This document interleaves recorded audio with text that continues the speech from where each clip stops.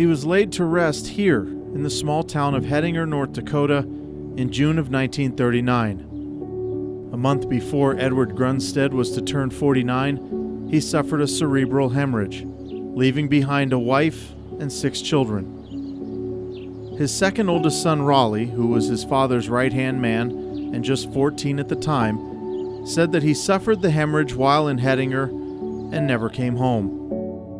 The family was eventually forced to sell the land their fathers had pioneered, and while the loss of the family farm was difficult to handle, the loss of his father was more than any child should have to carry. Yet it was through this loss that Rollie discovered the defining characteristics that would mold him into the man he was to become. Those characteristics were honor and legacy.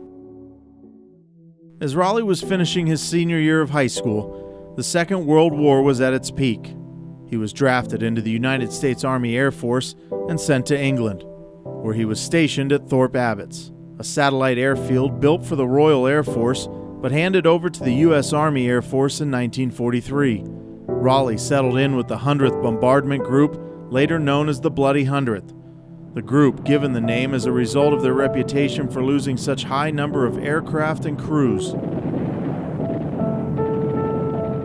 His hope was to be a pilot, but with his small stature, found himself as a turret gunner in the belly of a B-17 bomber by the name of Andy's Dandies. Not exactly the best seat in the house. The Moultrie wasn't a bad place to be in, except if you couldn't get out of there. It wasn't a safe place to be. I don't recommend it. The B-17s were heavy bombers capable of great destruction. They specialized in strategic raids deep into enemy territory, targeting enemy airplane and tank factories, as well as oil installations. Rollie would start a journal, documenting the details of each and every mission. First mission, Friday, August 25th. We hit an airfield near New Brandenburg. The mission was 8 hours. Mission after mission, 20-year-old Rollie and the crew of Andy's Dandies battled insurmountable odds. By November of 1944, he had logged 25 missions, and as he reflects back some 70 years later, there's one mission and crew member he'll never forget. He was always scared. And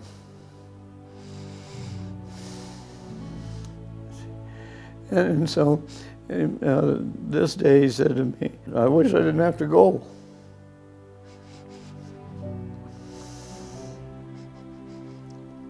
Well, that day was a bad day. He laid on the catwalk with an armor plating on, his helmet on. I'd be damned if a piece of that plaque didn't come up through the armor plating, through his helmet, through his head, and killed him. So that was one bad mission, a real bad mission. He caught us with that damn anti-aircraft. So that's what we had to fight every time we got over a target, because they were ready for that, you know. It was the heaviest flak they had ever seen, claiming 56 bombers that day. B-17 out of control at 3 o'clock. Miraculously, Andy's Dandies was not one of them.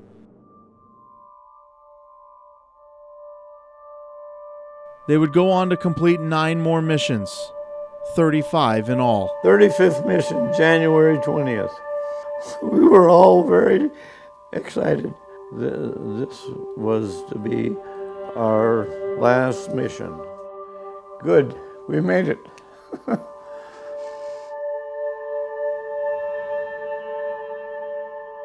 It was a good life. It was survival of the fittest.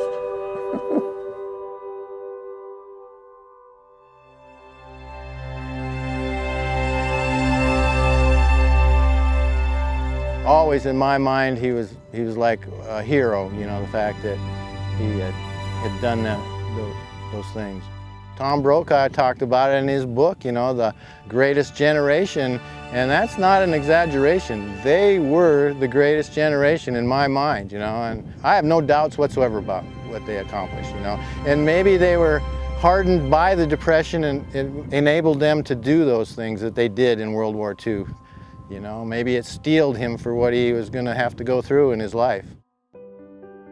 Rollie's father honored those family members who went before him as a pioneer and with his service to this country, and without knowing it, left a legacy of hard work and self-sacrifice to the family he left behind. Using the GI Bill, Rollie would go on to earn his college degree from the University of Montana, becoming a successful businessman, loving husband, father, and grandfather. He is without question a shining example of what has made this country and this land the greatest country in the world. Rollie and so many that have gone before him deserve more than just our respect and gratitude. They deserve to not be forgotten, that the sacrifices they have made were not in vain, that we will honor those who have gone before us and leave a legacy for those that follow.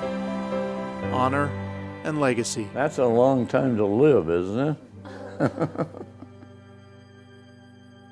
Okay, guys, we'll see you. Bye.